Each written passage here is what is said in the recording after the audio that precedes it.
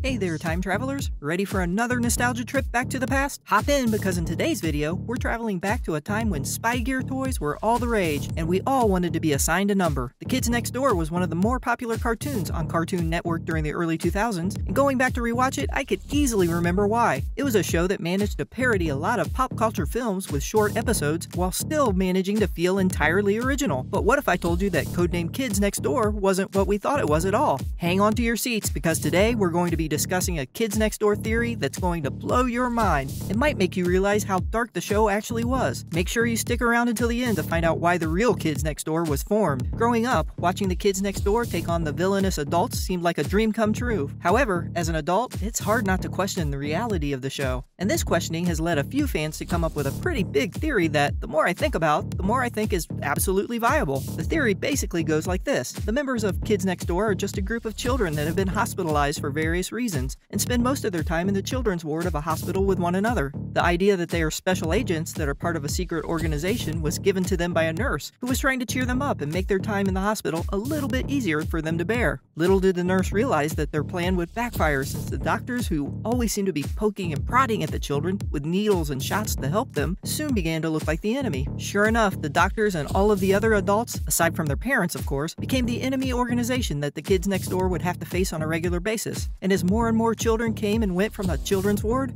more and more members were recruited into the Kids Next Door. The main members were numbers 1 through 5, as they were the kids that were commonly grouped together and in the hospital at the same time. Each one is there for a different reason and bonding over a different issue that they were born with or diagnosed with at a young age. Starting with number 5, we have the tragic story of a young girl who not only lived through her parents getting a divorce, but was subject to all of the blame from her mother. You see, in this theory, Abigail, number 5, was born to a mother and father who appeared to be happy before having their first child, and even afterward, they were able to stay happy with one another. However, by the time number 5's mother found out that she was pregnant again, this time with Abigail, their marriage began to fall apart, and eventually her mother and father would end up getting a divorce. If that wasn't sad enough, it turned out that number 5's mother blamed her second-born child for her marriage failing, as well as any other trial or tribulation that their family had to go through. This led to Abigail being brutally beaten by her mother, who would often fall out into a fit of rage, and ultimately result in number 5 being put into the hospital. It was there that she met her friends that would end up becoming her teammates. Number 5 ended up taking on a motherly sort of role in the team, taking care of the rest of her friends in such a way that she wished her mother would be taking care of her. Next up, we have Wally, aka number 4, the rough and rowdy child who would never back down from a fight. According to this theory, number 4 grew up in a bad neighborhood that was ripe with robberies and other crimes. Growing up, he learned that he had to always remain aware of what was going on around him, because at any given moment, someone could cause him harm. Sadly, being aware of your surroundings isn't always enough to keep you out of harm's way, which is something that number 4 learned the hard way. One day, as he was wandering around his neighborhood, he ended up becoming the victim of an attempted mugging. Now, we all know that Wally wasn't the type of person to back down from anything, even if he knew that he was in danger. That being said, when he didn't back down from the person who was trying to mug him, he ended up being stabbed and left bleeding out on the sidewalk. Someone eventually found him and called an ambulance, but by that time he was already in critical condition. Thankfully, the doctors and surgeons were able to save his life, but he would have to spend a lot of his time recovering in the hospital, which is where he met up with the rest of his team. Number 4 immediately took on the role of the tough guy in the group and would do anything that he had to do to protect his friends from those villainous adults. One of the people that Wally knew that he had to protect the most was Cookie Sanban, the quirky number 3. The reason that everyone did everything that they could to keep number 3 safe and happy was that she had one of the roughest childhoods growing up. According to the theory, Cookie was born to a mother and father who were both drug addicts. Her parents would often become frustrated and abuse her, which resulted in number 3 becoming reliant on her mother's antidepressant medication to stay happy. The pills helped her to believe that everything around her was okay and that nothing could harm her or her family. One day though, Cookie's parents got into a heated argument, which ended with her father shooting and killing her mother. And to make things worse, number 3 walked in on the incident, but due to the pills that she had been taking, she couldn't comprehend what was actually happening. Her father saw that she had walked in, and in order to save himself from getting caught, he turned the gun on his own daughter. Lucky for her, she managed to survive and was eventually brought to the hospital, where she would spend most of her time on a slew of medication that made the world around her seem much brighter than it actually was. Everyone on her team knew about her fragile mental state and did everything they could to make sure that nothing bad ever happened to her. Next up, let's talk about a character with one of the best names in cartoon history. history. I'm talking, of course, about Hogarth Pennywhistle Gilligan Jr., better known by his nickname Hoagie, or his codename Number 2. Hoagie's childhood started out better than most. He was born to a loving mother and father who did everything they could to help their son's creative mind flourish. This is what made him into the engineer that we all saw him as in codename Kids Next Door. He was praised as a child, which was something that ended up making his own uncle very jealous. Hoagie's uncle expressed his resentment by overfeeding his nephew and causing Hoagie to become vastly overweight. Number 2's weight gain became an issue once the health problems began to develop. His blood pressure went through the roof for a child his age, and he ultimately began to develop severe heart problems. This ended up resulting in a permanent stay in the children's ward of the hospital, at least until he lost some weight and his health problems diminished. It ended up getting to the point where Number 2 was at severe risk of having a heart attack at any given moment. While in the hospital, he ended up meeting the rest of the kids next door and helped them fight the adults by creating MacGyver-like inventions and tools that would help them win their seemingly endless battle. Last but not least, we have the leader of their squad, Nigel Uno, aka Number 1. Nigel was raised by his father, who sadly had developed Alzheimer's disease. This meant that Number 1 was always looking after his father, though that was something that he hardly minded. His father loved him, so Nigel would do anything that he could to take care of him. Growing up, his dad was really the only adult that he ever liked ever since his mom decided to leave them. He also grew up having a grudge against the nurses and doctors at the hospital because Nigel felt as though they weren't doing enough to help out his sick dad. One day, though, things took a turn for the worse. While on a regular visit to the hospital with his father, Nigel ended up puking, which caused the doctors and nurses to want to run a checkup on him. It was then that the young boy ended up being diagnosed with cancer, and if he didn't distrust the adults around him enough already, after all of the needles and treatments that he was subject to made him trust them even less. Once he got acquainted with the other children around him, Nigel quickly took on the role of the leader since he already knew how to take care of those around him, since he had been taking care of his father this whole time. And when all was said and done, numbers 1 through 5 were officially inducted into the Kids Next Door. Once they had the numbers, the Kids Next Door was formed, but they used their imagination and the support of one another to wage war against the villainous adults, who in reality were most likely just people trying to do their jobs. But because the kids felt as if they were imprisoned in the hospital, not realizing that they were there for their own well-being, they went on the offensive. Interestingly enough, this also lines up with the idea that the teenagers were once agents that grew up and turned into enemies. The teens were likely in the children's ward when they were younger, and they too were trying to fight off the adults. However, after growing up, they would be moved from the children's section of the hospital and would ultimately realize that the medical assistance wasn't something that they should be fighting, thus seeming to the other children as if they had switched sides and joined up with the evil adults. It's interesting to consider the idea that all of the members of the Kids Next Door were actually sick children in the hospital who all band together and supported one another through their certainly difficult times. What do you think about it though? Does this theory hold any weight? And do you agree with any of the diagnoses? Be sure to let us know in the comments below. We love to hear from you all. That's all for today. Remember, if you enjoyed today's nostalgic video, be sure to like and subscribe to make sure you don't miss the chance to travel back through time.